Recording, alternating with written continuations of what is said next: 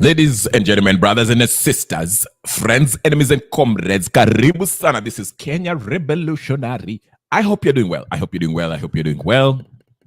This is a quick one. I'll stay here for 60 minutes, but I might be interrupted because I'm in the middle of doing 1,000 things. I have somebody I'm responsible for. I'm in the middle of making stuff. Things are happening around me. It is just like Kenya.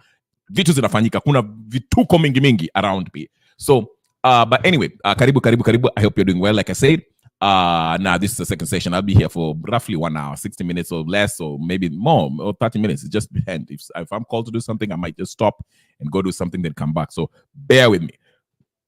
Excuse me. Lakini ukipata notification sasa hivi, the first order of business is what? Go ahead and like the video and subscribe if you have to subscribe. If you don't know about this channel, just go ahead and subscribe. This channel is about Kenyan politics, and sometimes we talk about international politics or whatever, local politics, whatever the case is. But anyway, karibu. Today, I'm not in a good mood. Well, maybe. Hey, Laban nakuona hapo, karibu sana. Yes, Laban, from the comment section, this guy has always told me that Gachagua anaenda, Gachagua.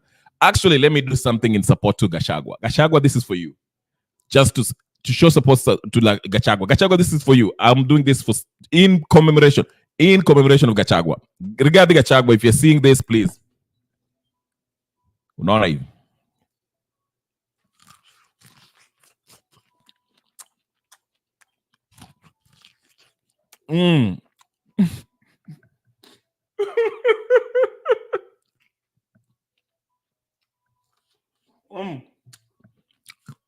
I remember that video when Gachagua alikuwa anakula mahindi. Hey. Anyway, sorry about that. I just saw that video again. It was funny. Gachagua alikuwa anararua hiyo mahindi. But anyway, let's get to the issue. Kenya has been run like a concentration camp. Kenya is being run like what? Concentration camp. Laban is telling me, Laban anateniambia, I told you the case is for Samson Delilah case, simply biblical. We'll see. But I have a different view. It is. You might be right, but let me just give my different. Today is just kachini. If you have a meal that you're eating, tafadhali kachini uangalie kwa sababu this is going to be very brief, but I'll be trying to keep it succinctly put it, and also elucidate and make my point clear regarding this issue. Let me say this off the gate right now. Let me go ahead and tell you, as the topic has suggested, Kenya is a concentration camp. It is a concentration camp that is being run by an organized criminal enterprise. Okay? An organized criminal. I know some of you are like, what is a concentration camp? What are you talking about? I'll tell you what a concentration camp is. I will tell you what a concentration, kwa sababu nimekasirika. And I will break it down. It just occurred to me when I was watching this whole Gachagua hearing, impeachment hearing, and then it just hit me. I'm like, because judiciary was the last hope for a lot of Kenyans. But, ladies and gentlemen, wacha nionyeshe. Let me show you something. Nataka kujua the meaning of concentration camp. Let me just Google it for your sake. You're probably doing something on your phone. So let me just Google for you. Unaona concentration camp. The meaning of concentration camp. Let's just read it together. What is the meaning of the concentration camp? A place in which large... Mnaona kwa screen? Ama nanio? Mnaona kwa screen? Ama niweke kubwa kuliko hapo? Let me just make it, enlarge it. Right there, so you can see it on the screen. Let me help you so you can read it together with me so you can understand what is the meaning of a concentration camp. Okay? I think that's a better view so we can read it together. Can we read it together? A place in which large numbers of people, especially political prisoners or members of persecuted minorities, are deliberately, imprisoned in a relatively small area with inadequate facilities. Sometimes 700 people, so 700 camps established by, this case is not the Nazis, by this criminal organization or enterprise. Okay, I'll read it again. The meaning of a concentration camp: a place in which large numbers of people, especially political prisoners or members of persecuted minorities, are deliberately imprisoned in a relatively small area with inadequate facilities, sometimes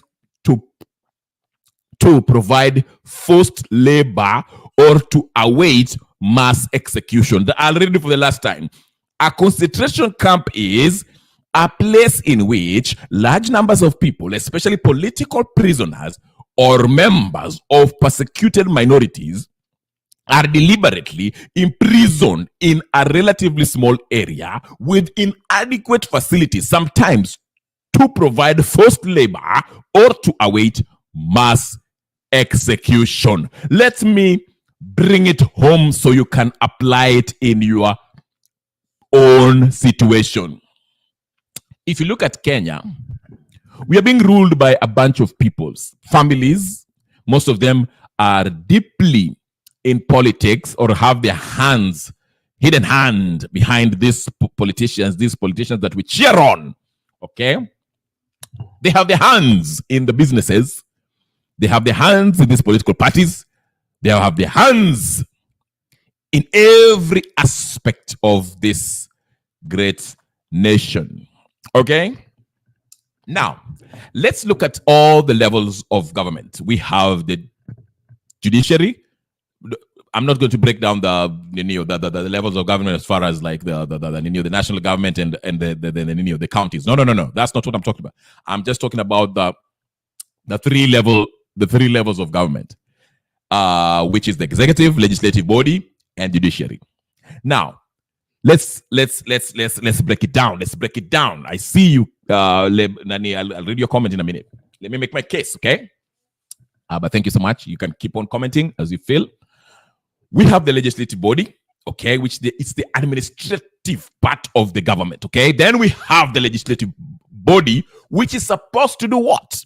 To legislate and also oversight over what is the legislative, what is the counties doing, and what is this executive doing, okay? That is their main job. Then we have the judiciary, where we handle our disputes, okay? And they judge according to if a matter is constitutional, lawful, or not, okay? So we have those three arms of government. Then we have this independent governmental institutions like the police or EACC or IEBC and all that stuff. Now, if you look at all these independent arms of government, including so-called independent institutions, they have all been compromised. All of them has been compromised. All of them, not even 1, 2, 3, 4. All of them. Koome is compromised. Don't even get into the legislative body. We watched what happened during the offing of when they were taking out Gachagua. When they were taking Gachagua out, it was embarrassing. Now, and the judiciary, now we can see how they are. The judiciary you saw how they were behaving. Okay? They have been compromised. There's no doubt about it. But let me help you understand something. There are layers. There are layers of lordship in this great concentration camp called Republic of Kenya. There's layers of this oppression by the political class. Remember, let me help you. This political class, they are being ruled by their colonial masters. Our former colonial masters still have control through this elite political class. That's why you see the Adanis inapita, Adani inapita, na mambo yote inapita, na mambo inapita, na mambo GMO inapita, kwa sababu they make a call to the political elites. Then the political elites use their useful idiots at the legislative body, at the judiciary, and any other arm of government to push this agenda down to the people. Now, I was in another platform yesterday, and we were discussing why in Kenya we have this tribalism? Why do we have this mtu wetu syndrome, big man syndrome, okay? Uhuru Kenyatta. And I was making a point that we have a huge disparity between the have and the have-nots. Let me repeat that. We have a huge disparity between the have and have-nots. And it's done that way by design because they want the poor to remain so poor, destitute, to the point where anything they need, their basic needs that they need, they have to go beg from the ruling class. The destitute, the proletariat, wale watu ambao hawana pesa, uko chini ambao watu uko mjengo, not even, wale watu hawana kitu. They want to keep them uneducated, uninformed, and unskilled in such a way that if they need their basic needs, they have to come beg the what? The political class. So here is what the political class does. This is what they do. They go to this poor, because not everyone is rich, of course. The poor makes the majority of the what? Of the population. So they come pick up somebody like Oscar Sudi, then Salasia, and they popularize him through marketing. Oh, ni mtu mzuri, this is blah, blah, blah, blah. They give him some money to give some people, then people are happy. Salasia is giving people pesa here. Then they vote them in. And they make up the members of the National Assembly who are supposed to carry out what? Oversight by law, right? So you have a bunch of Oscar Sudis who make up the legislative body arm of government, which is tasked constitutionally with the job of oversight to make sure that these people are doing the correct thing. Hey, pesa inaibiwa hapa. Hey, what is our budget? But these are people who are so incompetent, intellectual dwarfs, cretinous. Okay? These are people who do not understand policy, don't understand the law, don't understand how the government works. So, through the vehicles that are called political parties, which are nothing but a business, okay? Because, anyway, the elites, political elites, they buy these political parties, which they own these political parties. Then they recruit this semi-literate members of the proletariat, okay? Who's the governor of Nairobi? What's his name? That's this idiot. What's his name? What is this idiot's name? The governor of Nairobi. Sakaja types who can speak English, and you think that he knows something because he can speak English. Then they make him a governor, okay? They vote him, they rig him in, okay? They take a Mike Sonko. They take a Salasia. They take Oscar Sudi. These are the people that they take, okay? Idiots like that. They come to become the MPs, okay? That's why you see they're very stupid. Even the way they dress, you see them on a brag on internet. Oh, here's Angalia Pesa. Hey, look at the Mercedes Benz. Hey. I'm in Emirates. I'm going to Dubai. Yeah. Kwa sababu wanafurahia vitu vya ujinga. Material things. They think that is what makes a person. But anyway, so these people are the ones who are being made to become the overseers. Okay, the people who are tasked with this job of oversight, but they don't even understand that that's their role. They don't know their responsibility, but they are put there for a reason. Okay, they're put there. And even the Senate. Okay, that's the same. They don't know what they're doing. They have no clue. These people have no clue. All of them, Sifuna included. These people are stupid, very stupid people. And they will tell you how they have their big degrees, like Ojienda. Very stupid people. The most stupid people you'll ever meet. Those are the people that you have there. So anyway, they put them there to be responsible for what? Oversight and legislation. But they don't understand how it works, of course. So the political class, if they want something, all they have to do, they know they have the legislative body, which is filled with cretinous imbeciles, and they have the corrupt people who have learned English a little bit, okay, and have very sketchy knowledge about the law, like the Abdel Nasser. They call himself Grand Mullah, who is only there to steal and take advantage of the people who don't know better, the people who have money and don't know better, and that's how they make their billions, okay. But anyway, they have people like Granmola, very corrupt individuals as judges and what? Lawyers to fill up the judiciary. Okay? To fill up the judiciary. So, if there's a court of national importance, court disputes, okay, and they want to, it's taken to the judiciary for it to be adjudicated on, based on the constitution, they will not obey it. They will come with English, like you saw Murema was doing today. You see how Murema was doing? Murema, Judge Murema? Yes, that is exactly what they want, okay?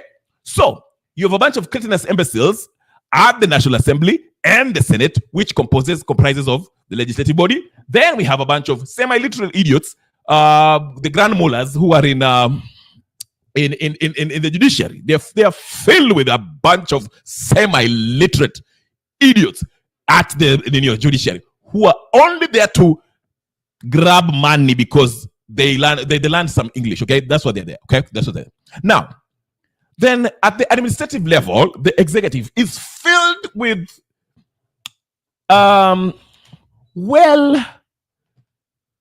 outright criminals. They're stupid. They're very stupid, but they know how. They have the street smart. Okay, they are very street smart. Ruto is not intellectually there. He's just somebody who knows a little bit English, but he's downrightly a street thug. This is a gangster. This is somebody. If Ruto wasn't an NP of Eldoret in 1990, I don't know when he became, Ruto will be snatching passes in the streets, snatching old women's passes in the streets. That's what Ruto is. But he pretends to be sophisticated. Alipewa suti through Moi, helped him, gave him a suit and taught him a little bit English. So he became the president after, all these games that they've been playing with Raila and Uhuru and all this time. Remember, if you do your investigation, these people are the same people. They're in the same country club. And also, go look deeply. These people they are Masons. I will not get there. That's a religion. I won't get there. But I'm just giving you this whole spiel on how this thing is kind of arranged. Okay. So we have the executive, who's a hardened criminal, okay? Conman, okay? Who will not hesitate to spill blood if you cross him. Jacob Juma, okay? He will not.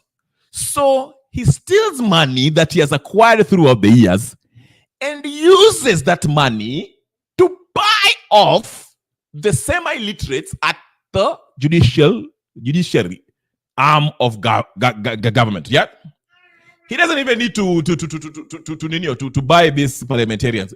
They are, I told you, cretinous imbeciles. They do not know. They can't even read their names. I'm telling you, he doesn't have to. Parliament, the Kenyan Parliament, with the exception of a few, like Okiomtat, 98% of them are these people. You don't even have to give anything. Ruto just has to call them the status and they drink tea and mambo kwesha. So anything that Ruto wants, piabam, tibim, tabam, imeenda.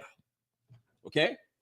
So here we have, again, a hardened criminal who's a streetsman thug who understands roughly how government works. Okay?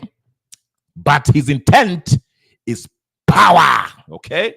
And is willing to do anything, and I mean anything, to maintain that power. Remember, his boss is the colonialist, okay? Now, this is a group. It's not only him, it's a group of people.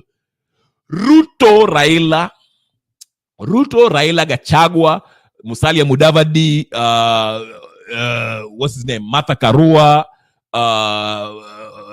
Kioni, Musyoka, Uhuru Kenyatta, these funny faces that have been there since 1992. They're always on this merry-go-round. Political merry-go-round. They're running for presidency. They're always there. Hawataki kuretire. They're always there. They're just a bunch of nuisance. They're just always there. The Martha Karuas, the Raila Odinga, always in the opposition. They're pretending to be opposition right now. Then they'll get to the government. Then next year they'll remove the mchezo. Today they'll be in the government. Tomorrow they're not in the government. They'll come back again. They will be in the government. They'll be there. Where will wanakuja na different news? NAC, sijui ODM, sijui Kenya Kwanza, sijui UDA. Just the same bunch. The same bunch. Same bunch since 1992. They're not going anywhere. They're not going anywhere. These are it's a club and they're pretending. They pretend. Now you can see the Martha Karuas and Musyoka, they're out in there like, hey, we are with Gen Z. Even Musyoka was pretending that now he cares about Adani. Musyoka wewe. And you know he's the one who's drafted that NADCO nonsense when he wanted to change the constitution. And now you'll see him at Citizen TV telling Okwara, Mr. Okwara, oh, Mr. Okwara, this constitution cannot be changed. Ni mchezo wa town, my friend. Mchezo wa town. I've been telling you this for a while. How do you think Abdel Nasir knows how this court thing will go? I'm coming to Gachagua. Gachagua is part of the mchezo. Even what's going on in the courts regarding Gachagua's impeachment, it's a game.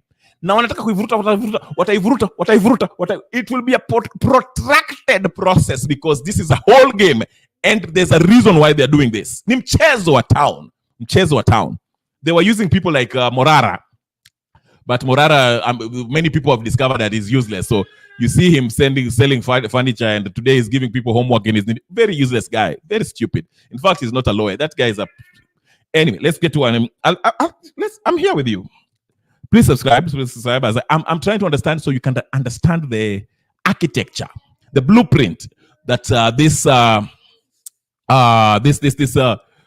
political elites are using to rule majority of Kenyans. Not all, majority of Kenyans, because there are people who know the truth, but they're not yet willing to go to go against these people.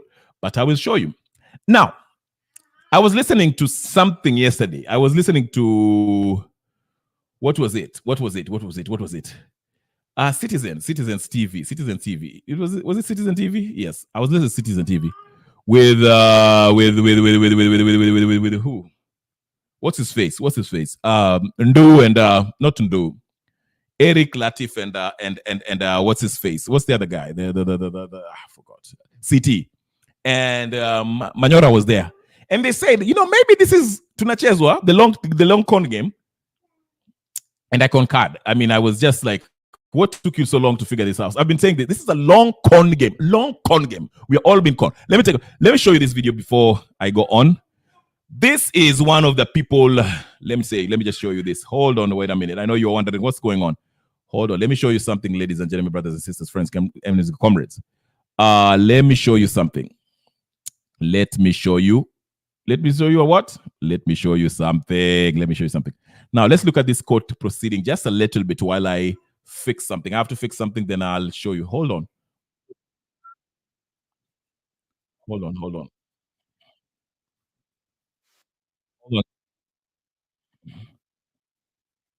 Ndegwa Wanjiru.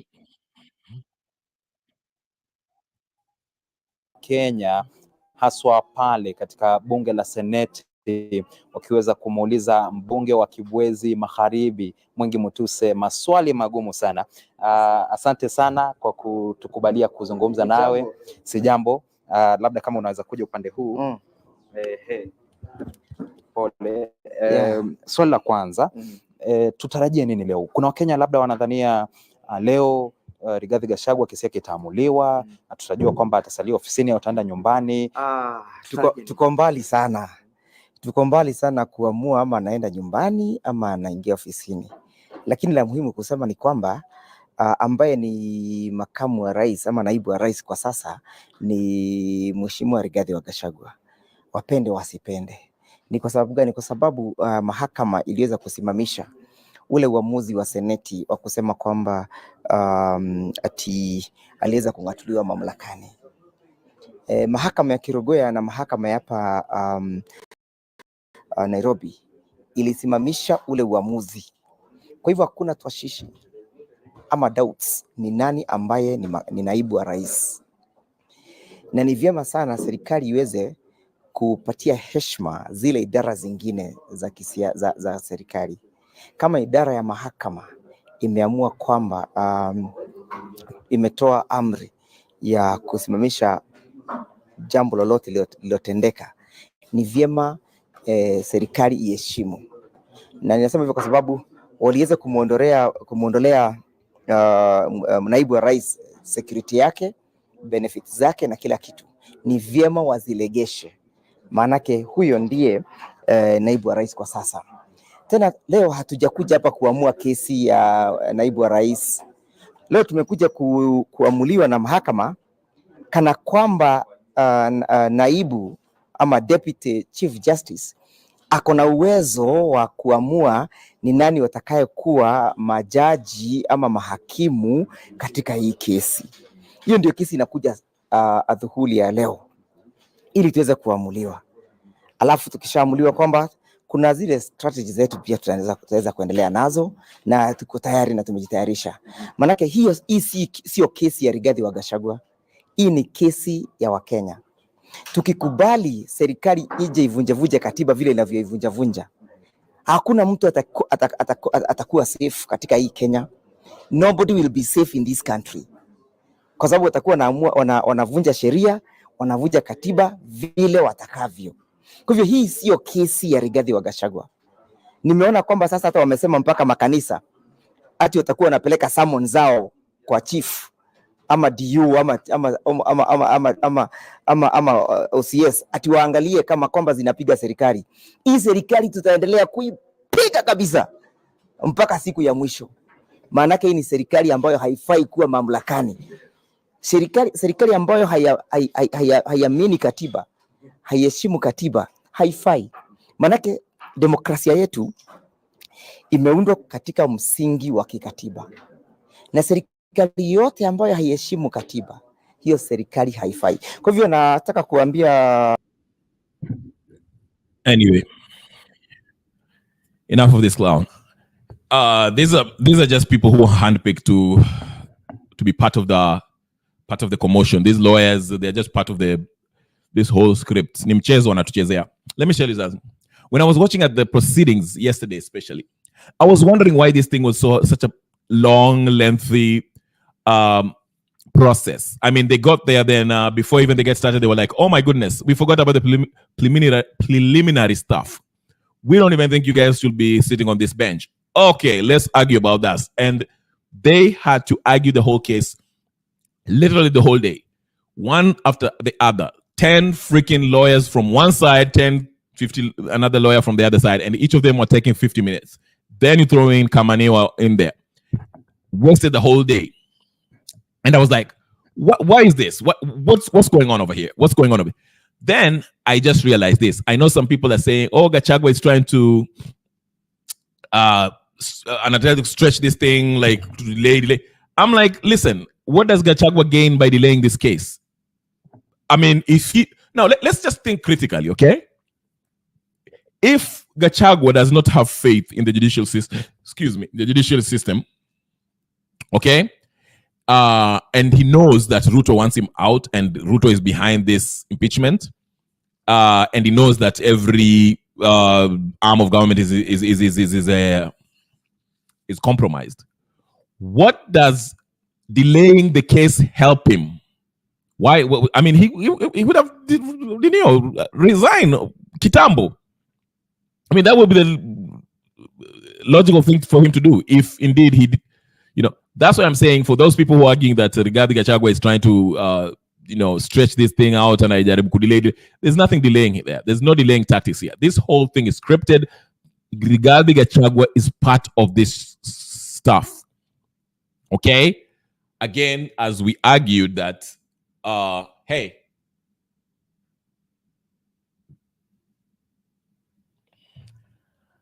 as I told you, this whole thing, Adani thing, is what I read you that secret Ninio, that secret text was subtext that George Amenya received from one of the insiders from the State House, that basically says that Adani are in the process of taking over a bunch of stuff. So they're going through, the discovery thing. They are trying to get there, doing the due diligence, getting the paperwork ready. So it's going to take time.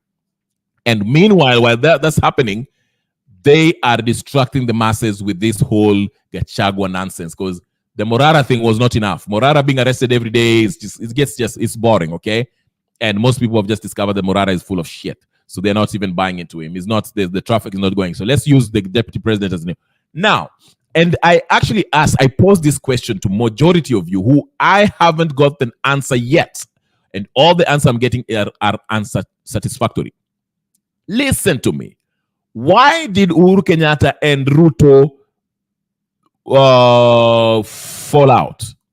Why did they become enemies? If you were to believe they became enemies. And number two, if they were really enemies, why did Uhuru Kenyatta hand over power? And again, I've said you can't use that reason that the will of the people was for Uhuru Kenyatta to the constitution forced him to transfer power to Ruto. And I will say no, because in 2017 he lost. And the will of the people was not with him. People, everything, by every evidence, by all indication, Raila Odinga won the elections in 2017. But he went against the will of the people and declared himself president, and he stayed there. So don't use that argument with me, okay? But again, the fundamental question that I asked was, why did Uhuru and Ruto become enemies? And if they were enemies, why did he hand over power? Then I go to Uhuru and Ruto and Gachagua. Why did they fall out? And please I'm not buying this that they are both alpha males, they're both hot-headed, or they're Gachagua, was speaking after disrespecting he spoke after president and he just disagreed. That's not impeachable offense. You're not giving me something solid. There's nothing that really made these people to become enemies. It's just something that was conjured up through the media. Remember, they control the media, so they control the narrative. We are concentrating on Gachagua because the media is telling us to concentrate on Gachagua. It's making headline. It's going viral. That's the big story. That's what we are following. But what did they fall out over? It's a sham. It's fake. All this Ruto versus Uhuru was fake. All this Ruto versus Gachagua is fake. All this Raila versus Nani is fake. They all belong to the same club. I keep on preaching even these lawyers, shenanigan yote inaenda milimani courts, it's fake. Ni mchezo scripted. That's Omari already told us this thing will take three years. They want it that way because it's a distraction that they need while they sell Kenya out. Hizi ma GMOs zinaletwa, sijui for you to ukitaka kupata mbegu ni 6,000 or something. The local mama mboga can't grow anything. He has to spend $6,000, 6,000 shillings to kununua mbegu. And they want to even illegalize using your own organic seeds. You see what I'm saying? You see what's happening over here? Meanwhile, Adani is taking everything. You are losing your sovereign authority as a nation. They're selling out your sovereign power that you have as a people to foreign entities, the BlackRocks and Vanguards. That's what's happening. Lakini, in order to do that, wanakoroga tu, mnakoroga. Anguka nayo, mnaanguka tunayo. And now, they even have the audacity. On Friday, they want to go change the constitution. Na itapita. Itachenjiwa. You know why? Guess who's at the National Assembly? Who's in the Senate? Who's at the National Assembly and who's at the Senate? Who asked in the National Assembly and who's the Senate? There's very people who are cheering.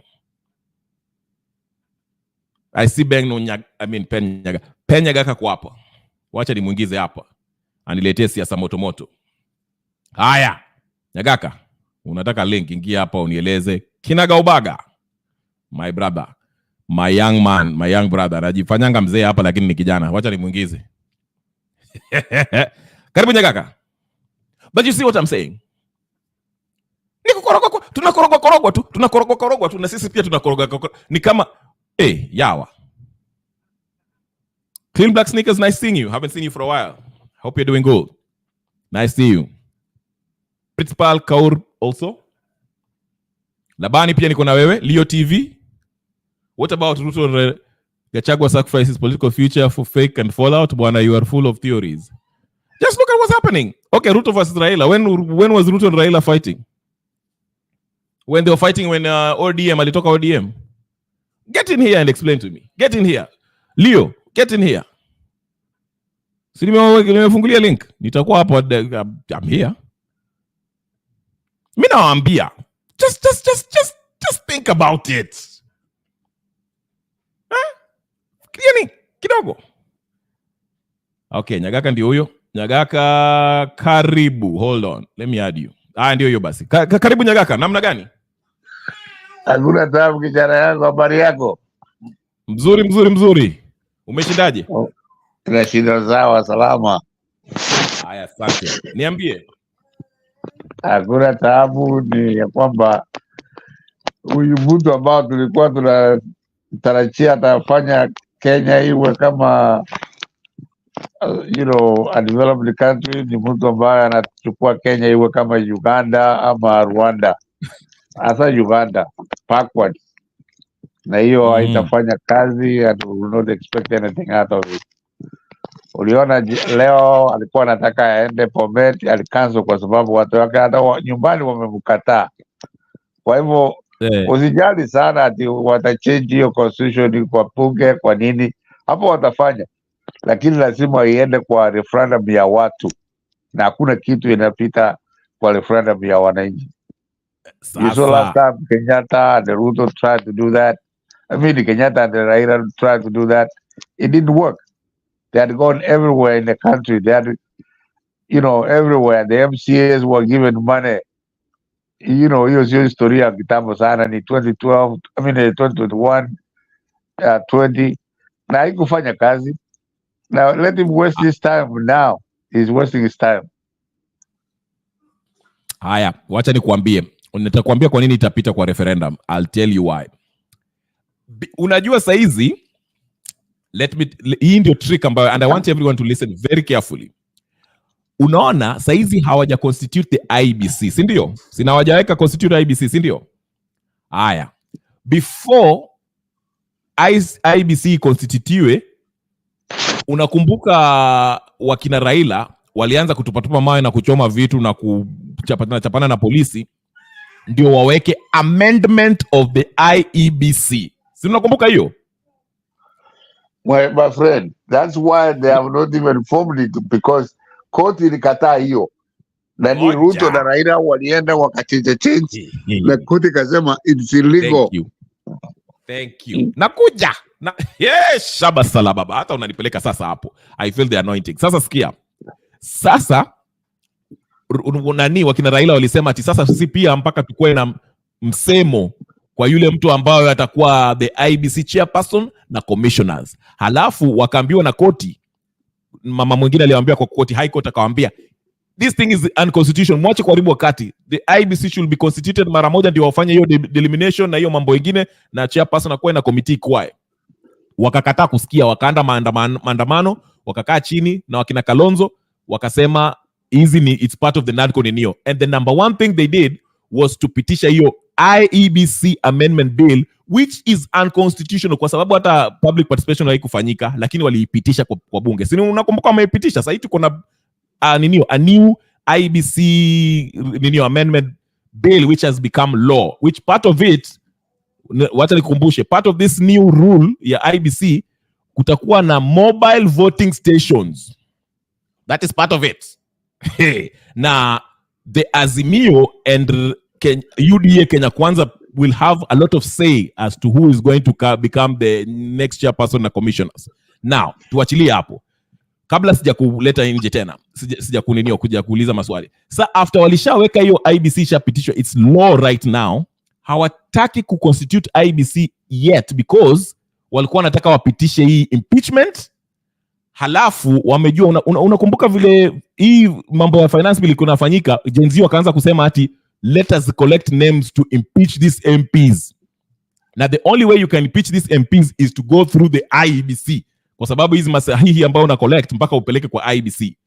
But they didn't want to constitute that because they want to maintain the same MPs, these useless MPs, to stay there mpaka ifike kwa mambo ya referendum. Na pia wanataka watumia MPs wapitishe hii kitu inakuja Friday ya kuchange constitution, kwa sababu wakiwaambia hey, pigeni kura hivi, watapiga. Lakini wangeweka IBC, hawa Gen Z wange vote out these MPs. So unaona, kwa sababu, do you see why they were keeping this crop of uneducated cretinous imbeciles that we call the members of parliament and Senate? My friend, you are confusing the two. That what you are saying is true to begin with, but the conclusion you are giving is wrong, because ile walipitisha yote wakaenda kotini wakaambiwa this is illegal, and that's where it stands. Hakuna kitu, hakuna. The Gen Z wanataka hiyo ingie. Huyu ambaye anasimamia IBC aliwaandikia barua akasema I'm not the chairman ya IBC, kwa hivyo sitafanya hii. Na leo wameenda kwa huyu wakapitisha huyu Kindiki nini, na unaona vile koti imesema imekataa. Kwa hivyo hiyo yote ambao wanasema, hiyo yote ambao Raila na Ruto walifanya is completely useless and void and nonsensical, to say the least, because haitafanya kazi hata kidogo, kwa sababu lazima wafanye ile mwanamke aliwaambia kwa koti ya kwamba what you have done is completely illegal. The formation of IBC is already established in the constitution. Hiyo ndio Raila na Kenya na Ruto walikuwa wanataka kuchange, alafu wasiweke IBC. Na tunaongoja IBC kiingia hivi, au wote ambao walipiga Gachagua out, na najua ubeni Gachagua watawekwa wote out. And you saw the other day vile nani Oburu walikimbizwa huko kwenu Kisumu. Kwa hivyo Oburu, yes, Oburu alifukuzwa. Mimi nilimwona kwa Ethiopia na ndugu yake. Yes, now, lakini ilikuwa kama wiki imepita. Oh, sikuona hiyo. Ya, waangalie tu kidogo utafanya alifukuzwa huko Kisumu. Hivyo, okay. There is nowhere. Leo, today, Ruto was supposed to be in Bomet. Hakwenda, kwa sababu the ground is completely different. Hivyo, there is nowhere watapita wafanye ile wanataka kufanya. These are people very evil, very dangerous to us. There is no way watachange Kenya iwe kama Uganda. Wamechange Kenya imekuwa dictatorship kama ile ya Moi, one party state, lakini hawezi kuchange the common person ya huko reserve huko Ushago. Unaona? Leave alone Gen Z imekataa. So we have to have a bright future for us, and what we have done. Unajua Kenya revolutionary nyinyi, you guys young people are very educated, you know what you want, you know where you are going, and it is a very good example. Na hiyo ndio tutaendelea nayo, lakini hii ingine watachange. Unaona leo nani huyu alikuwa anaambiwa aje huyu Gachagua kuacha. The court today inasema ina rule tomorrow, wataenda kwa high court, alafu wataenda kwa hiyo Supreme Court, sijui. He will win every one of them. Ule Mwingi Mutuse alienda huko kwa bali ameenda hapa kwa Senate. What he was saying was nonsensical. Na ukienda kwa utini lazima you have to have evidence, alafu upite. And there is no evidence anywhere. What the Gachagua did, Ruto has done 3 times more worse. How can you choose just one and leave the other? Hiyo ndio watu wanauliza. Hivyo ngoja nikuambie kijana yangu ya kwamba we are in a good hands, and it is good it came around this time. Na huyu mtu tulimsupport kama mimi nilikuwa na support. Hata hii PhD yake he must have bought it, because there is nobody who is smarter that can do this nonsensical things he's doing. Wanasema he doesn't listen to anybody. Kawaje Ruto alikuwa Moi alikuwa anasikiza watu kama Nyachae, watu, Jesile. He was listening to somebody. But this guy, wanasemaga kwa kizungu ile wanasema ati Absolute power corrupts. Absolute power corrupts absolutely. Power corrupts. Absolute power corrupts absolutely. Hiyo ndio wako nayo. Kwa hivyo watu wameona tumerefuka mbali sana. Sasa wacha nikwambie, hebu jiulize kwa nini walipitisha housing levy kama it's unconstitutional. I mean, by all indication housing levy is unconstitutional, lakini walipitisha jana, unakumbuka? It was yesterday? Yes. Okay. Wewe kwani unaishi wapi? Huko Mugirango saa hizi? Hata watu wa Mugirango wamejua housing levy ilipita jana. No, niliona ile ingine ambao walikuwa wanataka kupitisha ikakataliwa. Sasa ndio nataka kukuambia hivi, ndio nakueleza hivi, hizi vitu zote unaona Raila na nini wanataka kupitisha itapita kwa sababu kila mtu amenunuliwa. Ndio maana nakwambia hata hiyo story ya IBC, there's a new law from that amendment bill ambao Raila waliutengeneza huko Nadco na Kalonzo. Na sasa hii ni law ambayo itafuatiliwa, and that law is designed for the IBC to have room to rig. Ndio maana na hiyo law sasa ile kitu wanapigania saa hizi, they can't agree on the commissioners, the nominees to become the commissioners. Hapo ndio kuna shida, but it is done by design because wanataka wa make sure the current crop of these parliamentarians shall vote to change the constitution, because wamejua wangeweka IBC mpya, Gen Z, most Kenyans, majority of Kenyans wange vote out 90% of these parliamentarians who they don't like and senators. Wamejua hivyo.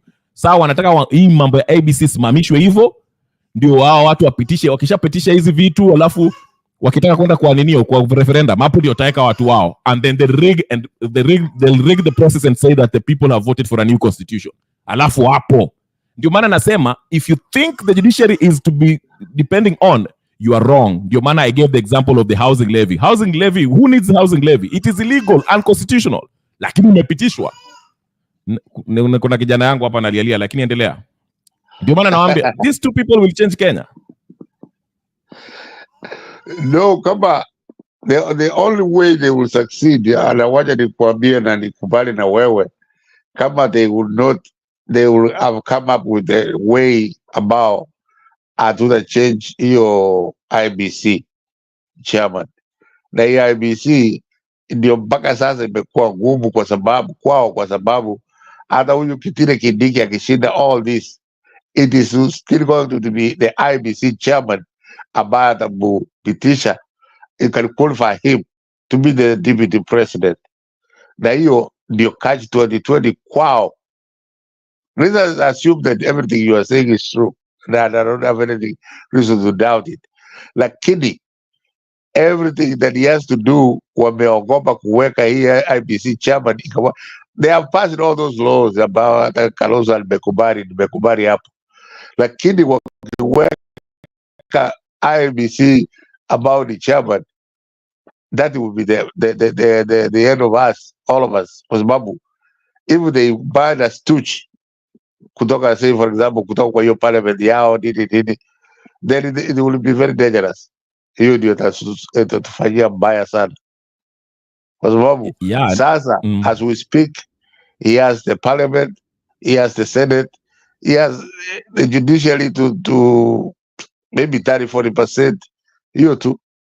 Na hizi zingine wakipata mtu ya IBC waweke kwa mfuko, and then he has to be the majority of them. Hiyo ndio Kenya tutaona taabu sana. Na ndio nimesema wameshachukua haya. Namuona Ashley hapo. Ashley, nisaidie. Endelea hapo kidogo, toa maoni yako. I'm listening. I'm just taking care of something here, but go ahead, Ashley. Okay. Hi everybody. I hope you're doing good. I wanted to say, Nyagaka, you're talking about the BBI. The reason the BBI was defeated, and that is what is making Ruto strategic, is because when they did the BBI, they also included the judiciary. They were going to have an ombudsman.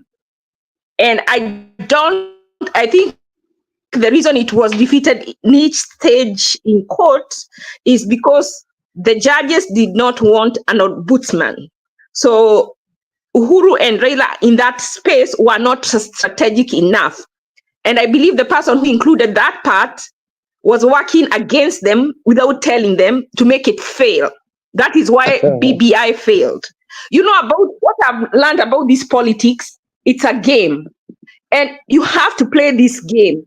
The reason the June 25th was successful is not because the Gen Z infiltrated parliament. And they keep saying, if we did it then, we can do it now. They are not learning. You know, ni kama ukilea mtoto and then you keep telling them, you're great, even when they are not. They grow to be failures because they grow thinking they are great when they are substandard. The reason the protest of 25th worked is because Ruto was invited somewhere, had been invited somewhere. There was a meeting in Nairobi. It was called Global something. And the day of that meeting, the people of the meeting told him not to come because it was about peace. They told him, you go and take care of your problems. They cancelled him, and he was to be the keynote speaker. And that is the day he started doing things positively. What people need to realize, you know, in order to defeat your enemy, you have to know your enemy. And that is the only way you can defeat him. Prior to that, what Ruto was doing after 25th, he was just killing them, abducting them. He doesn't care. One thing Kenyans need to learn is that Ruto does not care what they think, what they feel, whether they scream day and night and come without clothes naked. You know, he doesn't care. But he does care what the internationals think about him.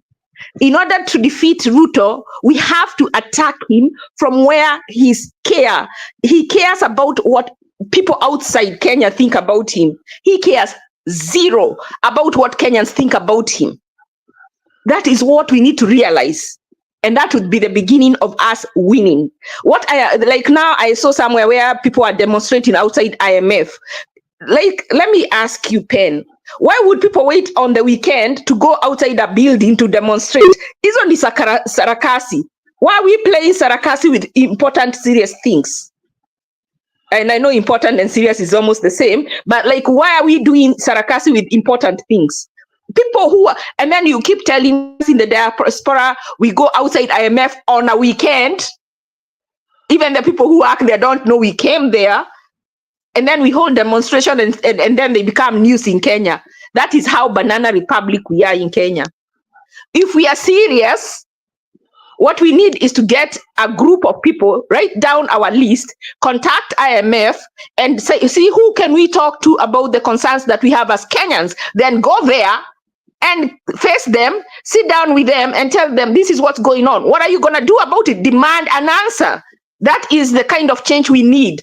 Sarakasi tutafanya mpaka 27, tutakuwa tukifanya sarakasi na wanauza. They are doing their things because we are doing silly stuff.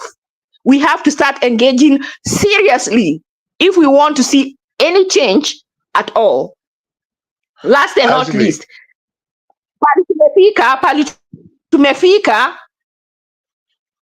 I don't think we need to start saying about IEBC. Wacha nikuambie, one senator anaitwa Kerochi, they were called by Ruto one by one, all each on their own.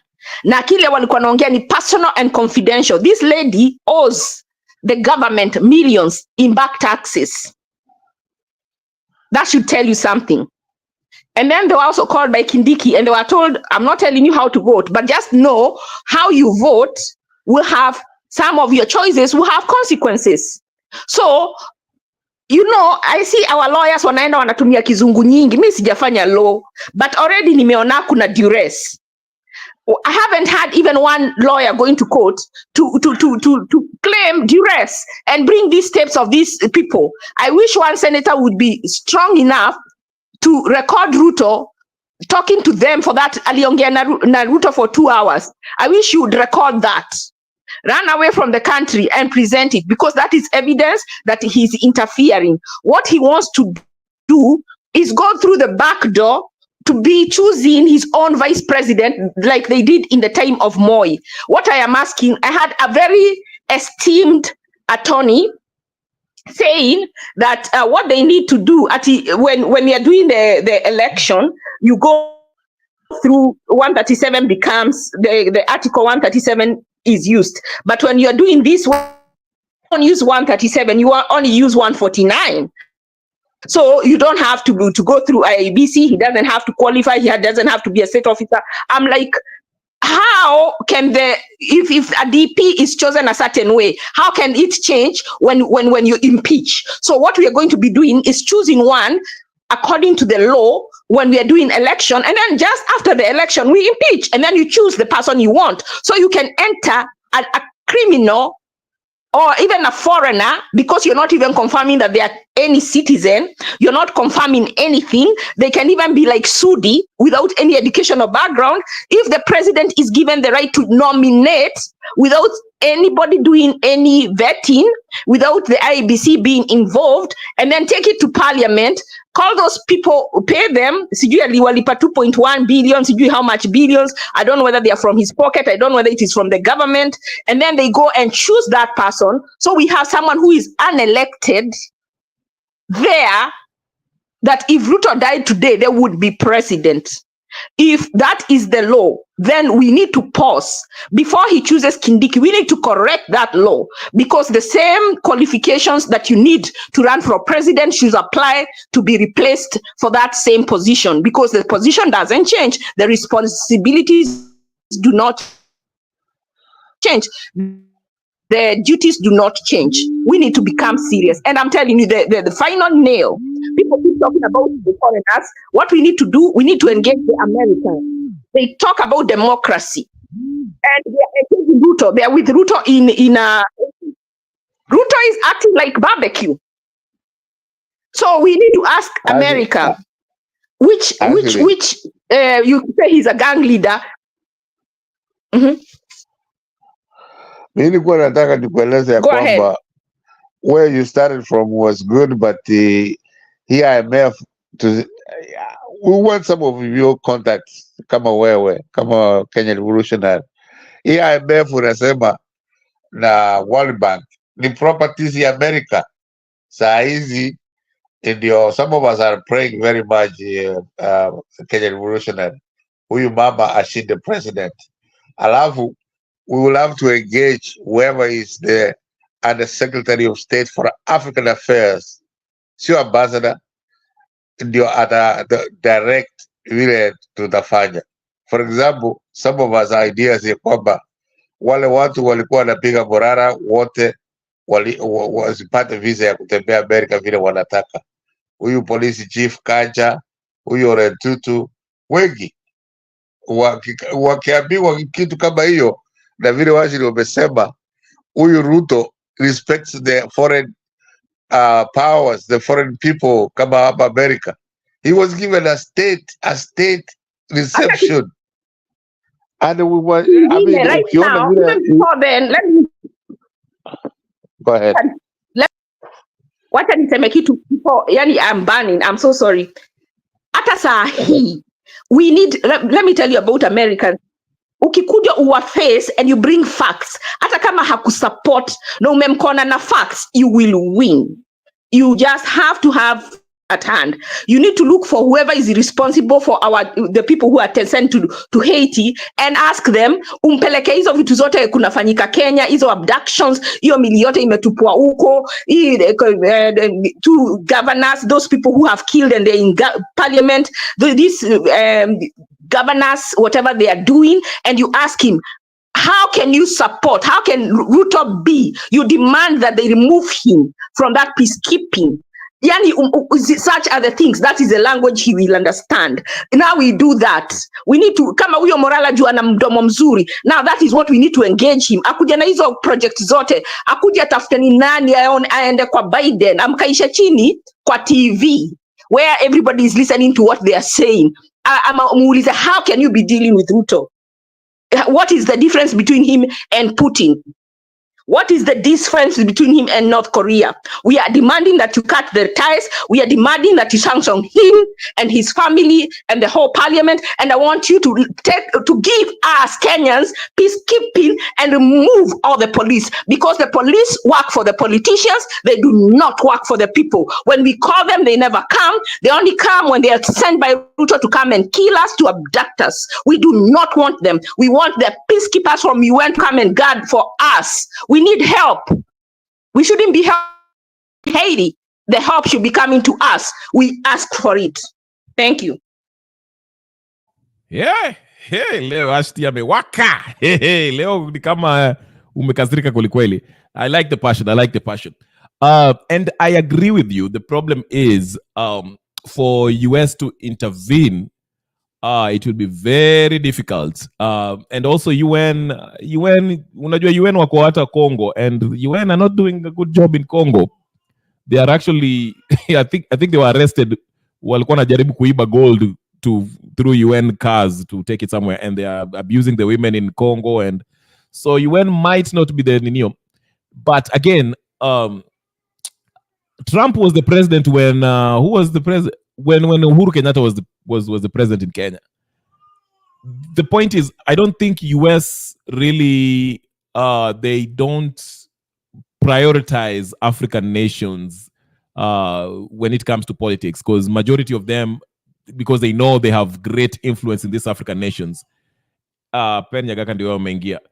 So I get it, we need to bring it to their attention, but it's very hard to convince them to actually prioritize. Unaona hawa wanatukujia tu kama wanataka usaidizi in Haiti, but for us, if we need help, they really drag their feet to come help us if we need help with the democracy. So that's why I think the only way to lure international community into this whole thing is if we continue what we started in June 25th, popular revolution.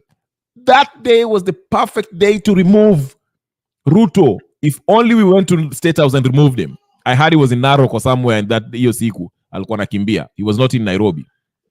That was the day that Ruto was supposed to kwenda anguke, but we missed an opportunity. But now people are starting to talk about the next maandamano, like a June 25th.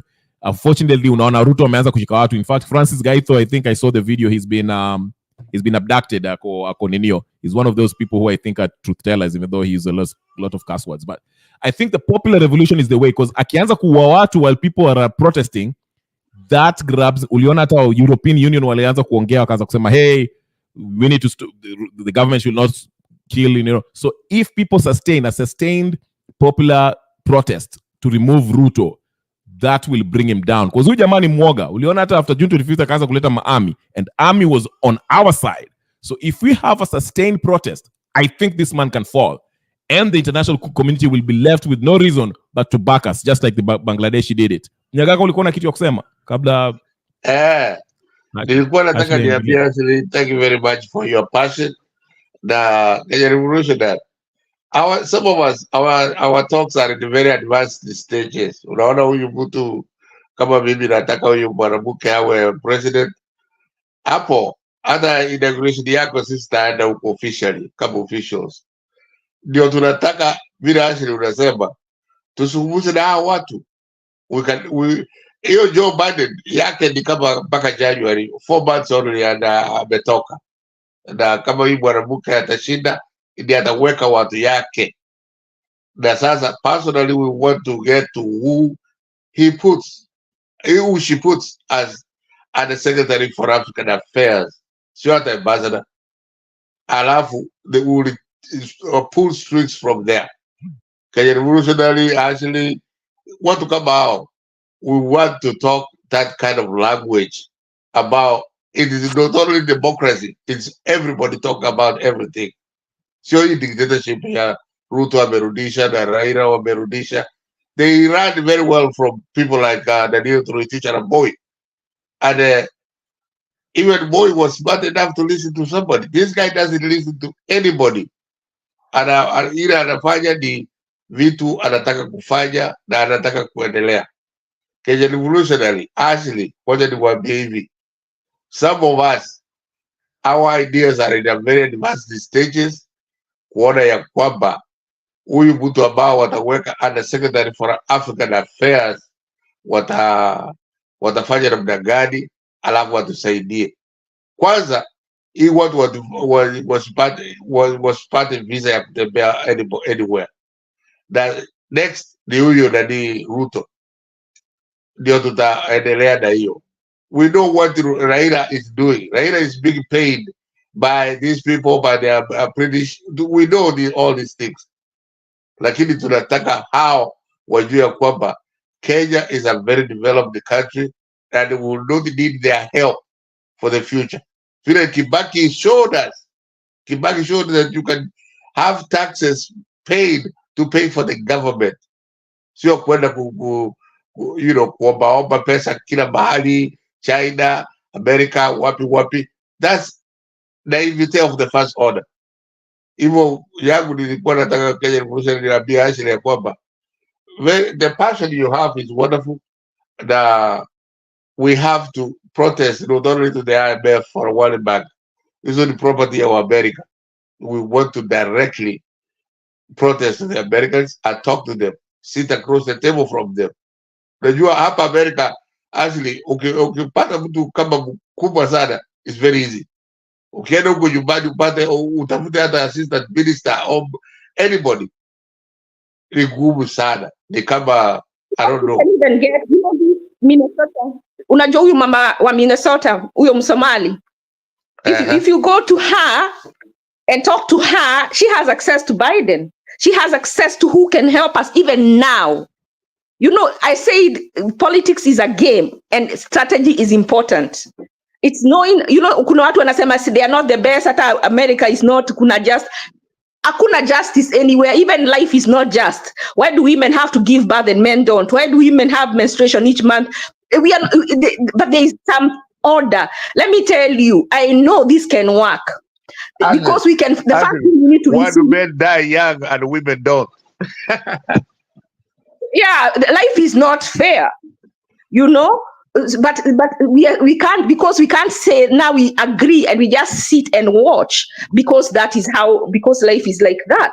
I know that in America, if you come yani hata kama hapendi vile unasema, ukimpatia facts kwanza umlete kwa conference ile na video tepiwa, umlete facts, they will have no option, you will win, or half the time. So why not take it if there is a possibility that it will go through? And the first thing we need to insist, Ruto atelewe kutoka spearhead peace in Haiti, because he is also a barbecue. That is the first thing we need to ask. Yani anza kufeel those pinches sahi.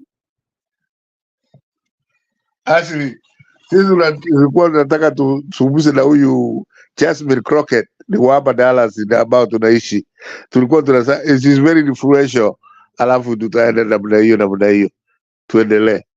Yes, the lady in Minnesota, the congresswoman, she's very influential. Lakini huyu Jasmine Crockett, it will not take too much for us to meet her wakati yako hapa kwa ofisi yake nini, alafu tuendelee kutoka hapo. Ndio tunataka tufanye, because this is not going to help anybody in Kenya. Hata hapa watu wanakimbia kutoka Kenya, you know. You know, even IMF, you can go there and say, I'm from this and I want to know who can I speak to about the loans. They will tell you what you need. They may tell you, there is one time where IMF, I called them and they told me that they can only speak to a government representative, like an MP. Now you get those MP who pretend to be on our side and you tell them that we need you to come. But you know, you have to first start, you have to engage and tell them we want to complain. So how do we do it? You ask them. You know, a cat, you know, like there are so many ways to skin a cat. We can't keep going to protest. Let me tell you, even boardroom can fix the problem. And I won't say go to the street if I'm not coming. When people are in Ukraine, people went to the street. People would come out. Kuna watu walitoka from wherever they were and travel back to fight. So if I go back to the ground, I can tell people, come and walk with me to State House. But I'm not going to come on the here and tell people to go and they get killed, because some of those who went back were actually killed. Actually, more than 50% of those who went back were killed. So I will not ask someone to do what I cannot do. I can travel. Why am I not traveling? So that's the same way someone in Kenya is not going. So if I cannot go, I will not ask someone to go. That is usually my policy. Yeah, to the point of the huyo mama kutoka Minnesota, what's her name? Ilhan Omar, I think that's her name. She was removed from the whatever committee, international or something, foreign something committee, because she was supporting, there's a faction, I think Somaliland or something like that. There's a kuna beef flani huko inafanyika Somali, between Somaliland and Somali, and she made some comments in Somali supporting one of the faction, and it caused a lot of brouhaha. Alafu they voted her out of the foreign something committee affairs or something like that. So yeah, we can go tell her, but I don't think she might have. Now there are people who go to congressmen or congresswomen and let them know about the situation in the country, but like I said, they really don't prioritize Kenyan problems. That's the point I wanted to make about that. Now, again, with the popular revolution, it's not okay. Personally, I can say that that's the method that can work. Now, if the people on the ground want to go and do that, that's fine, because it's not me saying that, hey, listen, and then imka protest or whatever the case is. I'm just saying the only avenue that's workable based on what we have seen is a popular revolution. That's not to say that I'm telling you go out and do it, because if you look at every other avenue, will require you to go through the IEBC, which we don't have, depend on these very parliamentarians who are all compromised, or the justice system, which is also compromised. So which other avenue is left? Article 1, the sovereign people, that delegated power, you have it, take it back, go to the streets, get those people out. Now, if the Kenyan people want to do it, that's fine. If they don't, PSR. But as it stands right now, nothing is stopping Ruto. Like somebody said in the comment section. The problem is this: people go to the street and get killed. Kuna mtu moja, Jimmy Wanjigi's advocate, nilimsikia kwa you don't need structures. So that the problem with not having structures, when someone is killed, there are no structures on how to take care of that person, their family, and all that. So that when unaenda kwa street unauliwa, nobody even knows you, nobody cares. Unaenda unarot. There are so many bodies right now at city mortuary, nobody is claiming them. But if there were structures, they would know who is missing. They would go to their families, they would help these people, and they would be laid down as foreign heroes. So sometimes you're just sacrificing for yani nikama wind, nikama nothing. I hate people who have power, people who know, and they come and mislead people because they want a certain outcome. How can you come and tell people not to have structures? How can you work without structures? Like, it's not possible, especially in a movement like this that needs money. You know, if there are structures and there are people who have been chosen in certain positions, hata watu wanaweza kawangua data ndio wakuje on X. Wanaweza pewa pesa ndio waende wakaget cards. There is so much you can do with structures. And because if you want to form a government in future, you have to start now so you can have deep roots, you can have a foundation. So when someone comes there and lies to these children or young people not to have structures, I feel very aggravated. But you can't have structure, because if you do have structure, that's an easier way of undoing the movement. That's why Gen Z were very smart about it by saying they were leaderless, partyless, and all that. Because if you have a leader, it's like ODM or Azimio, that conman. Siniendo waambia watu twendeni nje, but then Ruto anampigia simu anamwambia hebu ingia hapa tuongee.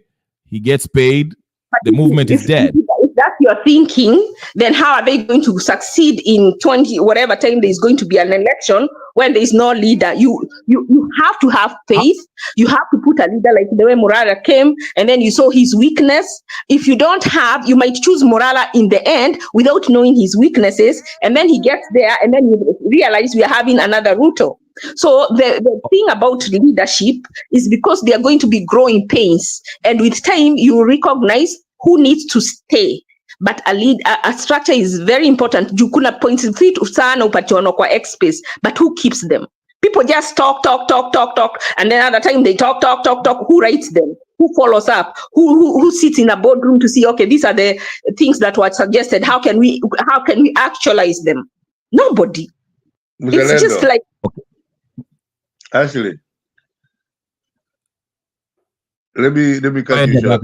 Yeah, mimi nakubaliana na Ashley kabisa kwa sababu hiyo leaderless nini is completely useless kwa sababu wengine, that's why I say I'm old.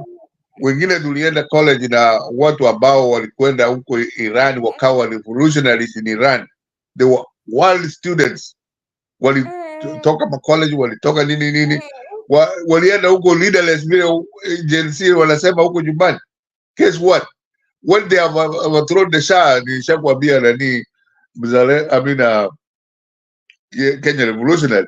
When they got there, they realized they didn't have a leader.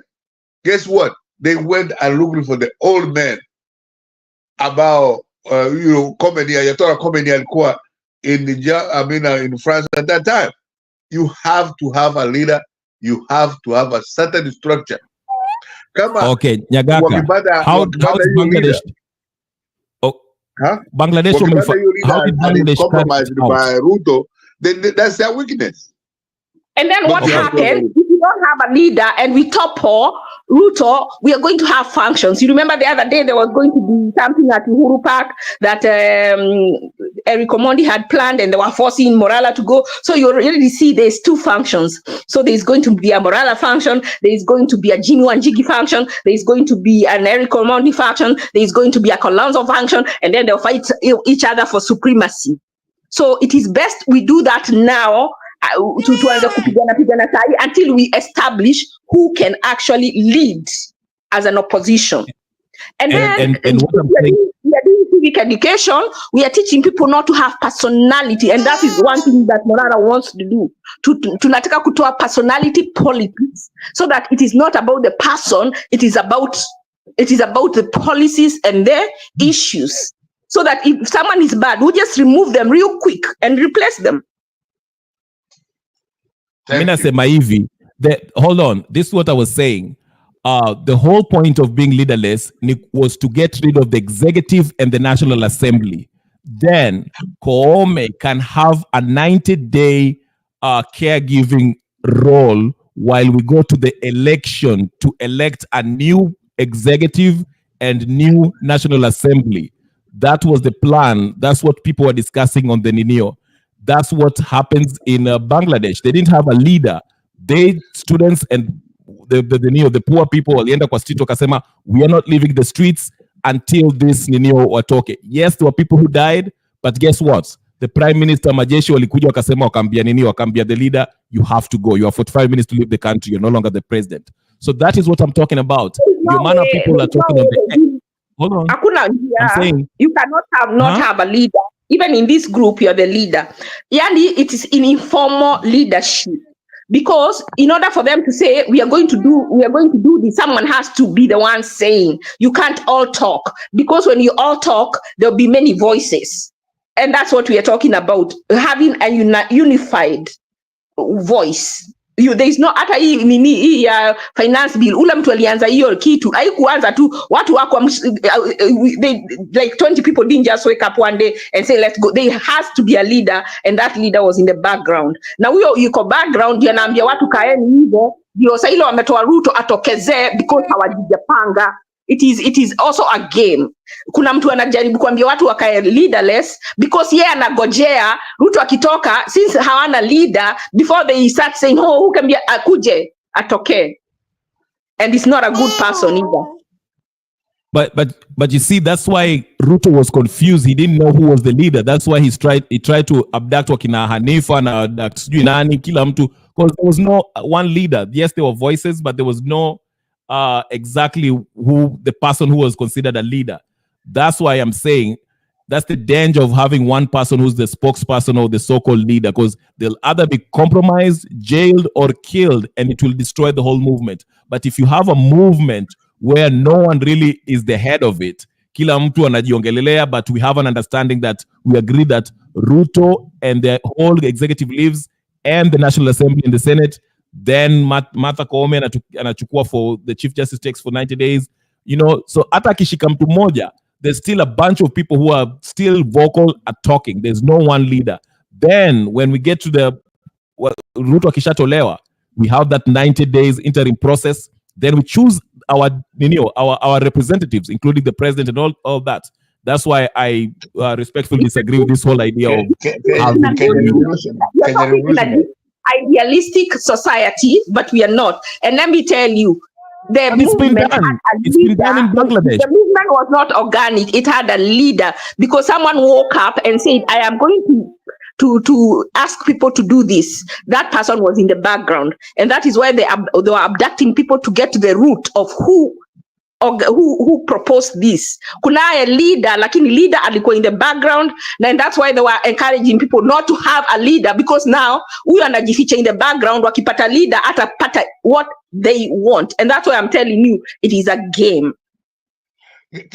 Actually, Kenya Revolutionary Party natuchukua is backwards, kwa sababu June 25th hiyo leaderless nini ilikuwa very successful, na nani huyu Ruto Raila akakucha ahead and he killed the revolutionary in Kenya.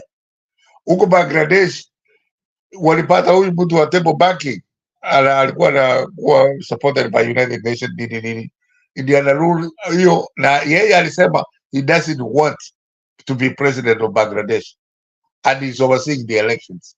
Hiyo ingefanya kazi mzuri sana kwa Kenya, lakini sasa we have been passed over by time. Na time ni kwamba kama huyu Raila ange support Ruto, angekuwa amebambalizwa kitambo, and then we would have thought about what we are doing, what we are talking about now. We have been passed by time, Kenya Revolutionary. Right now, Virasi anasema, let us all compete for what the idea of where we want to take Kenya. And the wananchi wa Kenya, the common person, anajua, and he understands, and he knows the differences. Na hiyo ndio itatufanya tuendelee mbele, lakini hiyo ingine ya Kenya wanasema it has been passed by time. This is, we were very clear, we were very clean. Ilikuwa the Gen Z ilikuwa imetupa huyu Ruto out, hata alikuwa he was scared, ndio akatoa mpaka hiyo taxation alikuwa anaweka kwa watu akatoa, lakini guess what, Raila helped him and supported him, and we will never go back there anymore. It is going to be very difficult for us to go backwards. This thing had a leader, and that is why even people like the people on TikTok who are not even interested in politics were coordinated. Kuna mtu alikuwa, there was a well-oiled machine, very well-oiled machine, very dangerous well-oiled machine. I'm telling you, one day you'll find out. Sorry, I have somebody who's making noise here, but I'm saying that's good. The Gen Z they rallied about this one goal. Even though they had influencers, there was no one leader. That's what I'm saying. They rallied about this whole thing, occupy parliament, because of this finance bill. So what I'm saying, if they did the same thing, the goal now is occupy State House, Ruto mpaka shuke, and we are going to stay in the streets mpaka toke. Now, there might be, like you're saying, people behind, kuna watu wanapatiana pesa, kuna wanapatiana t-shirts, all that stuff, watu wanapatiana chakula, and we do, but the goal is this. The goal is Ruto and the National Assembly must step down, and we have to let this interim process to happen under Koome's watch.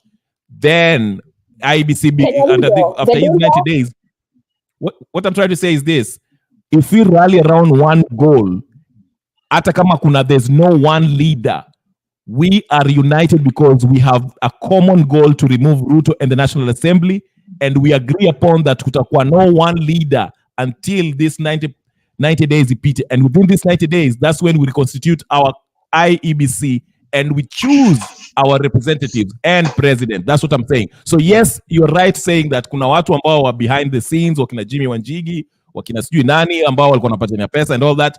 But the whole point was, the goal was what united people. And that's what I'm saying, because most of the movement we are talking about, it's always one person who decides how people move on. And that's the problem. Kama ile, the case in point, Raila Odinga, he tells people to go to New watu nakufa, alafu ya kishapewa pesa, he joins the government. And that's what people are avoiding. This time, we are rallying around a goal and an idea. We are removing the National Assembly, we're removing the president, then we have the head of the justice, Kukwana president, then we choose our leaders. And that's what I think works.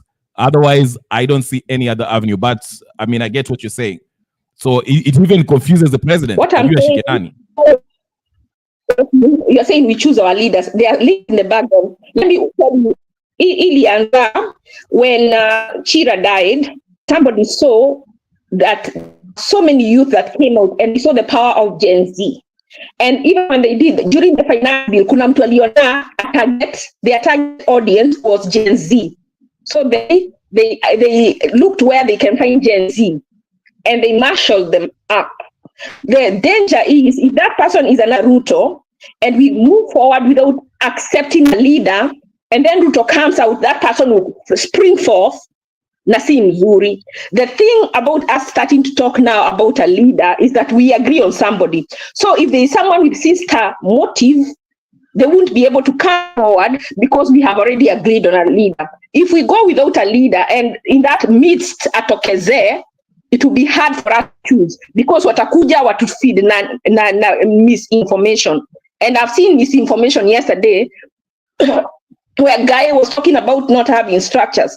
And I was like, why is he, like, it doesn't make sense. You know, even just structures of having a council of elders, not a one specific leader, but people who go to a boardroom to see what the way forward. These are the things that were presented in different spaces. How can we implement them? What is the strategy? Something like that. We need that.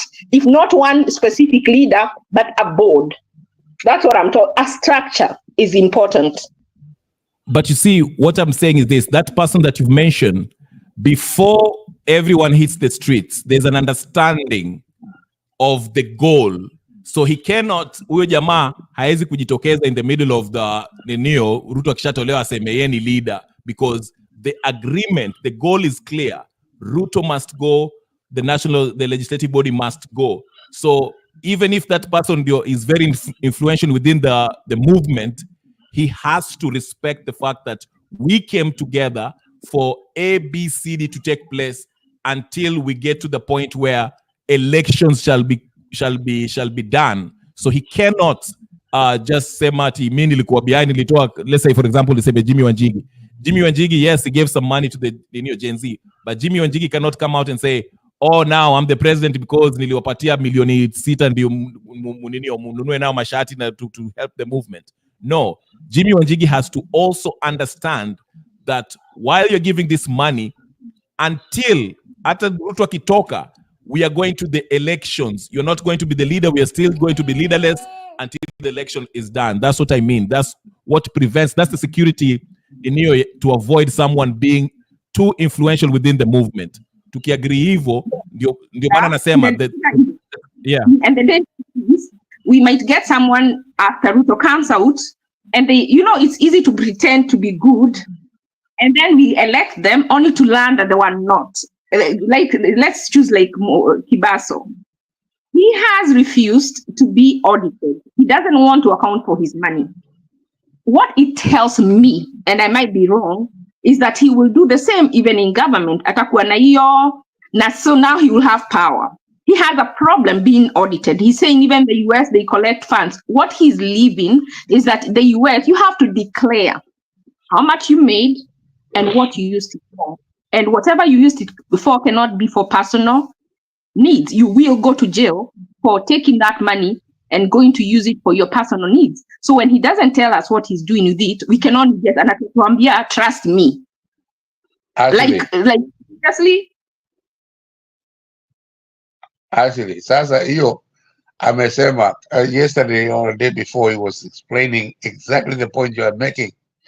He's forming a group of financiers ambao watu wanaangalia, ukienda kwa internet watu wataona hii pesa ilienda wapi na huku na huku. Ile ambayo hataki ku explain ni pesa ambayo anatumia kwa security, kwa sababu kwa security vile alikuwa anasema, you will not only expose the people that are working for you, you will give the other people that are against you the ammunition to attack you. No. Now he's going somewhere. He was only told. Now hakuna mtu anamwambia. I don't even know, because people already know and they see him in security. I don't know what he means that if we know how much he's paying them, that it will give them it doesn't make sense what he's saying. Na hata ukiangalia huku si ati unasema ati nalipa. I mean, like, then he needs to investigate how. I mean, like, whatever he's saying, he said whatever money is sent to his personal phone. I heard him. He will not give an account. So just send if you trust him. Now, this is a man who wants to be the president, and that is what he's saying. So it is important to have people come out now so we can see them, and then we can know them, and then we can make educated decisions when the time is right. For me, I would not choose him. Let me tell you, if Morara became a president, we'll have the same problem we have with Ruto as far as money is concerned. That I can tell you without shaking. No, actually, to the larger extent, he explained the point that you are making. He is forming an organization about, he is not only even himself, is not going to be the one to answer those financial issues. Ni wale watu ambao wanasimamia hiyo mambo. These the people that will go to the internet, wanaweka hizo zote zinakuwa open. Alafu, if you are sent for money for this, for that, you will see it right there. Ama utapiga simu ukatiwe, lakini ile alikataa, and I will agree with you, ni ile pesa ya security peke yake.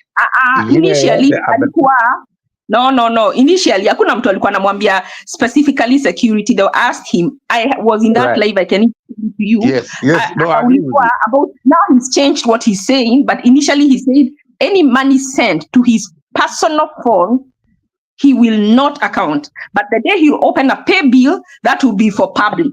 So you see, that means if you send it to be his personal phone, what he's telling you, he can choose how to use that money. And then he said he has 3.5 million. I am telling you the way I know how people send. He has more than that. So you see, when you don't tell people, now whatever you're saying is new, because hakuna mtu alimwambia, tell us how much you're using in security. Nobody. He's the one who started. Sasa hizo ni games za politicians. You start diverting a conversation in a certain way to protect yourself, forgetting you're dealing with people with intelligence. Huko ataenda kuambia watu wa mashambani, lakini si sisi. We can see through it. Morara, by now I think it's clear that he's a con man. I know him to Nyagaka, but it's been clear. The point that I wanted to know before we get to Morara, nilikuwa nasema, if after a popular revolution, whoever comes in the ambao atachukuliwa ambao under this plan nilikuwa naambia, whoever is going to be elected, even the National Assembly, they will respect the people's will, because they will understand the previous government was removed because they were not respecting the will of the people. That's why you see when the Gen Zs after June 25th, Ruto alijifanya, at least he was moved to pretend or to change the whole hiyo CS wake hiyo cabinet yake, and the finance bill didn't ikachangiwa, it halted. So what the point I'm trying to make is this: after a popular revolution, it will be total madness if anyone is voted, okay, after those 90 days I explained, comes in and start doing something contrary, knowing very well that if they do so, they will they'll face the same fate as their predecessor. That's why I'm saying it will be very hard for anyone who comes in, a leader that will be chosen through this election, to now if you choose a leader now, yes, to mwangalia ko hivi, but that still doesn't guarantee anything. Nasema Ruto will be, in fact Ruto will be so happy. I'll say, oh, huyo ndio yeye, wacha sasa tuanze kumpangia. I know he has this, ama tumuue or whatever. It will be so easy target.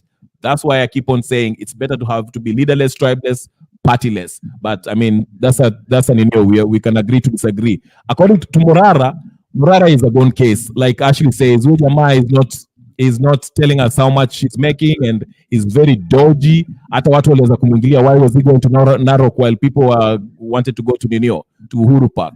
Then hata saizi wakiulizwa maswali, if you go to his comment section, just go to his page and look at the comment section. He has no support. Nobody really cares about him. Hata ukiangalia saizi anasema ati watu wafanye homework, he's back into furniture, selling furniture. He knows his time is up. Ruto ameshamtumia, he's done. Anakwenda kuuza furniture and he's not saying zile pesa zote ametumia ama bado ziko. You see, that is the part.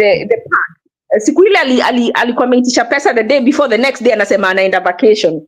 Someone here in the comment section is saying that we are not appreciating that he's risking his life. There is a difference between, we can't pay him for risking his life by being president. He has to qualify to be president. We are not going to gift him the presidency.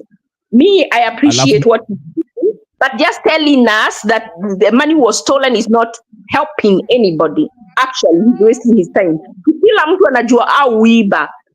We want them to do what Okia Omtata does. Take them to court and try to get that stopped. Okia Omtata has done that several times. That is action we can believe in.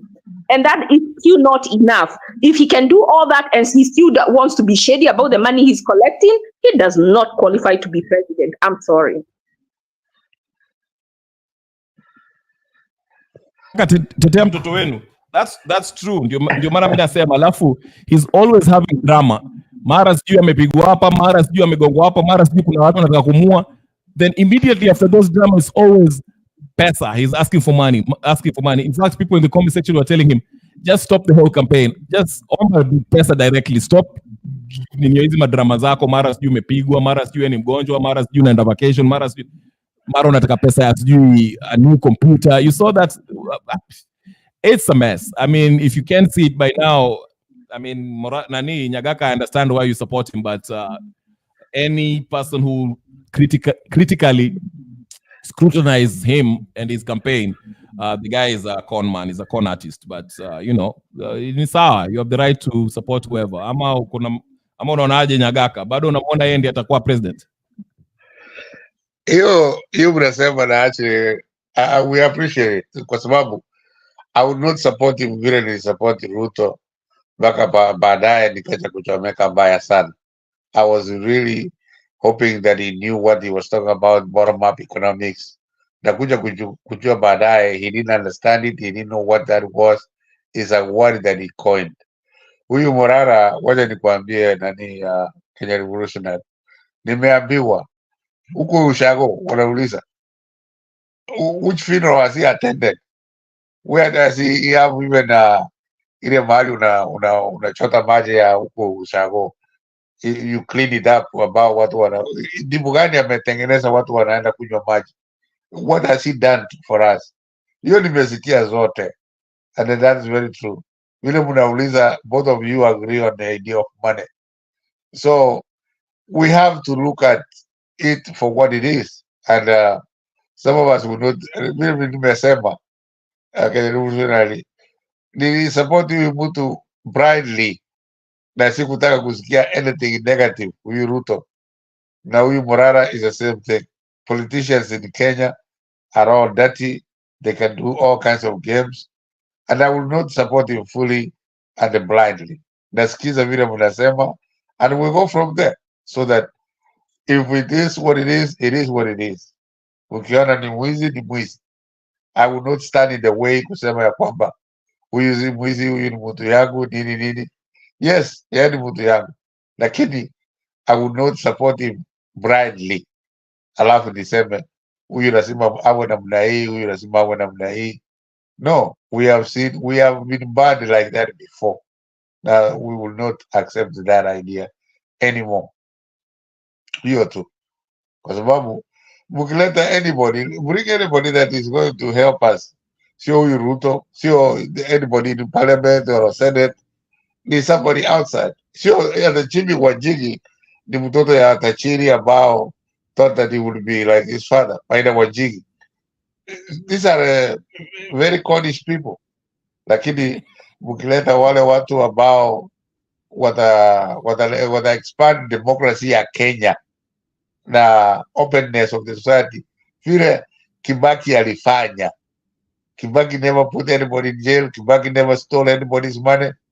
Ingawaje ana hoteli Silver Spring Hotel, nasikia aliuliza road ndio akatengeneza hii Silver Spring Hotel, lakini anybody ya Kenya wakati ya Moi wote ni wezi, and anybody any administration after that, Kenyatta, Ruto, wote ni wezi wanatuibia. If we can stop any of that nonsense, we will go for it.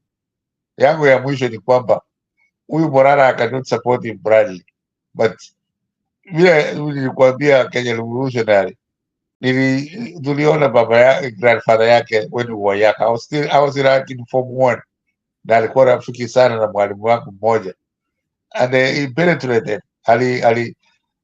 Kulikuwa Sagini na Nyamweya ambao were very popular in Kisii, but he penetrated in between and he talked the same way this guy is talking.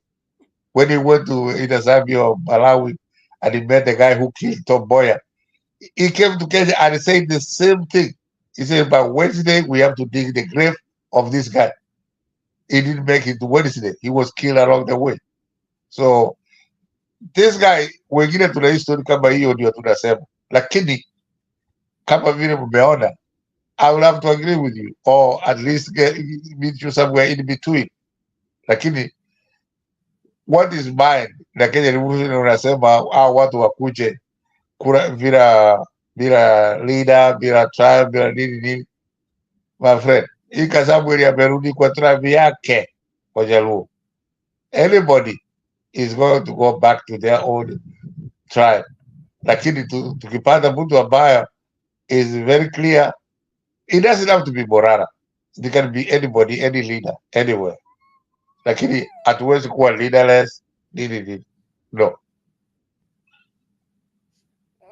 Haya, wacha nifunge duka. Ashley, your last words kabla we take care of huyu. Niko daddy duties leo. Okay. You know, Morara is good in what he's doing right now as an activist, but I don't think he would make a good president. When he first came out, he said people are asking about being presidential material, but he doesn't want to concentrate on that. I wish he had stuck there, because then he started mingling the two. That is why when he goes to Narok, before he would go secretly and then bring the video, but now he wants to go and he wants crowds because the activism is interfering with his campaigning to be president. I wish he just did activism purely as a mere to president. In fact, maybe with time people would have forced him. Unfortunately, greed took over, and we started seeing characters in him. One, kuna ingine niliona, when he went to jail, he said he met a person who had defiled a minor, and he was advising that person to contact the family of the minor to talk with them so that he could be released. If someone does not even have, yani kama hiyo ndio mind iko nayo, hii story iko nini? If you want to see that story, that is like most people would run away from such a person. They would not want to even associate with them, but to give them advice to contact the family of the minor to come. Now, as a president, will that person protect minors? Will that person protect people who have victims? Not only minors, but any victim, or they will tell them, endo kaongee now, your family wanna kama mnaweza cut deal. Such a person should be thrown away, and a president should have. There are some things about a president.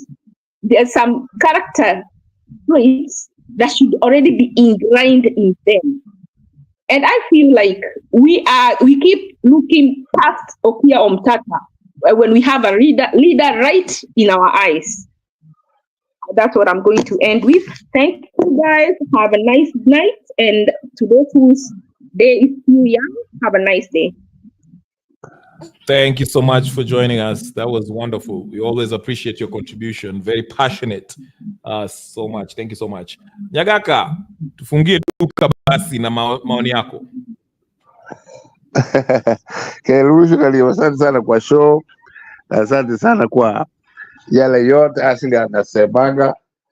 And we will really have to look forward to this in tomorrow, the next day, the future. Ni ya kwamba kutoka leo ile nimechukua na tutachukua zote, ni kwamba we have to change Kenya one by one. Ile assignment nimejipatia peke yangu ni kutafuta huyu mtu ambaye atakuwa ana secretary ya African Affairs, alafu tutaona vile tutasaidia nchi yetu ya Kenya. Na hivyo nyinyi wote, we will really welcome you and your ideas are wonderful, kwa sababu sisi zote, it is not normal to have all the same ideas. We have to have different ideas, na hizo competition hiyo ndio inatufanya tufanye mzuri. Asante sana Kenya Revolutionary, show yako ninaipenda sana, na napenda kuja huko na kuengage. Thank you very much Kenya Revolutionary. Thank you Ashley, very wonderful. Thank you so much Nyagaka, I appreciate your maoni yako. Unajua wewe unatuletea experience na historical perspective pale tuko kama wa Kenya. Unajua wewe ulikuwa siku za zama za Jomo. Yes. Asante sana, na usipotee sana bwana. Tukutane huko Africa 24. Okay. Anyway, thank you very much everyone for watching. Everyone in the comment section. I'm on Daddy's duty, so I have to end the show. But thank you so much everyone. I'll see you later. Subscribe. Make sure you subscribe, like, share, comment, and all the good stuff. I'll see you guys later. Peace and blessings. And I'm out.